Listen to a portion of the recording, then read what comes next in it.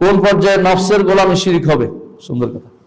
নফসের গোলামি শিরিক হবে যখন নফসের গোলামি এমন ভাবে করছেন যে আল্লাহ তাআলার বিধানকে পরিবর্তন করছেন, অন্তরে কোনো অপরাধবোধ নাই। কথা বুঝেন কিনা? আপনি আল্লাহর বিধান পরিবর্তন করছেন যে কোনো সমস্যা নাই, সুদ খাবোই খাবো, আল্লাহ রাসূল কি করে না করে, সুদ খাওয়ার এই কথা কেউ যদি বলে তাহলে কি হইব? নফসের গোলামি হবে। বুঝছেন কিনা? আমি হারাম করতেই থাকবো, কি হইব? এই সময় নফসের গোলামি করছেন। নফসের গোলামি করলে আল্লাহর কথার বিরুদ্ধে গেছে, তাহলে আপনি কি শিরক করছেন। আর যদি কোনো হারাম খাচ্ছেন, মনে মনে অপরাধবোধ আছে, শালা আমি কি হয়ে গেলাম, আমি খুব খারাপ লাগতেছে, কেন এটা করি, আমি একটু তওবা করব, এমন তওবা করবো ছেড়ে দেবো, ঈমান আছে, বুঝছেন কি? হ্যাঁ, পার্থক্য বুঝছেন তো? যখন বলুন যে কি হয়েছে, কিচ্ছু না, তখনই কাফের।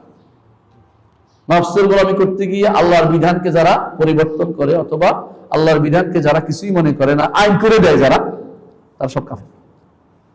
পরিবর্তন করে আইন করে ফেলছে, বুঝছেন কিনা? আল্লাহর বিধান পরিবর্তন করে আইন করে ফেলছে, এতে বড় কাফের কি হইতে পারে? এটা বড় কাফের। এটা আমি বলি নাই, ইমাম ইবনে কাসির বলে গেছে। কখন? তার সূরা মায়েদার 50 নম্বর আয়াতের ব্যাখ্যা দেখি।